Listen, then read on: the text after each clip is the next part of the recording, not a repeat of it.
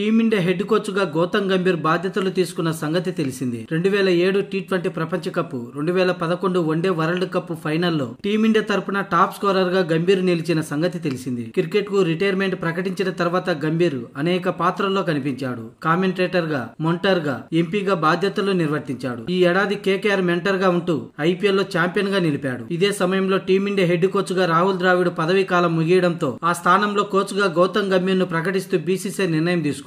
ఈ నెల ఆఖరులో జరిగే శ్రీలంక పర్యటన టీమిండియా కోచ్ గా గంభీర్ కు తొలి అసైన్మెంట్. అయితే గంభీర్ కోచ్ గా బాధ్యతలు చేపట్టడంతో ఒక ప్లేయర్ కు టీమిండియా ఎంట్రీ సులభమయ్యే అవకాశం ఉంది. ఈ ఏడాది ఐపీఎల్ ముందు వరకు కూడా టీమిండియా మిడిల్ ఆర్డర్ లో శ్రేయస్ అయ్యర్ చాలా కీలకంగా ఉన్నాడు. అయితే ఇంగ్లాండ్ తో జరిగిన టెస్టు సిరీస్ సందర్భంగా వెన్ను గాయంతో అతడు చివరి మ్యాచ్ కు దూరమయ్యాడు. అనంతరం రంజీల్లో ఆడి ఫిట్నెస్ నిరూపించుకోవాలని బీసీసీఐ కోరితే శ్రేయస్ అయ్యర్ వినలేదు. ఫలితంగా అతడు జట్టులో స్థానంతో పాటు సెంట్రల్ కాంట్రాక్టర్ ను కూడా కోల్పోయాడు. అయితే గంభీర్ కోచ్ గా రావడంతో శ్రేయస్ అయ్యర్ రీ ఎంట్రీ ఇచ్చే అవకాశాలు ఎక్కువగా ఉన్నాయి. గంభీర్ మెంటర్ గా శ్రేయస్ అయ్యర్ కెప్టెన్సీ లో కేకేఆర్ ఈ ఏడాది ఐపీఎల్ లో ఛాంపియన్ గా నిలిచిన సంగతి తెలిసిందే. దీంతో గంభీర్ శ్రేయస్ అయ్యర్ మధ్య మంచి బాండింగ్ కూడా ఉంది. ఇదే ఇప్పుడు శ్రేయస్ అయ్యర్ టీమిండియా రీ ఎంట్రీలో ముఖ్య పాత్ర పోషించే అవకాశం ఉంది. శ్రీలంకతో జరిగే సిరీస్ ద్వారా శ్రేయస్ అయ్యర్ తిరిగి టీమిండియాలోకి వచ్చిన ఆశ్చర్యపోనక్కర్లేదు.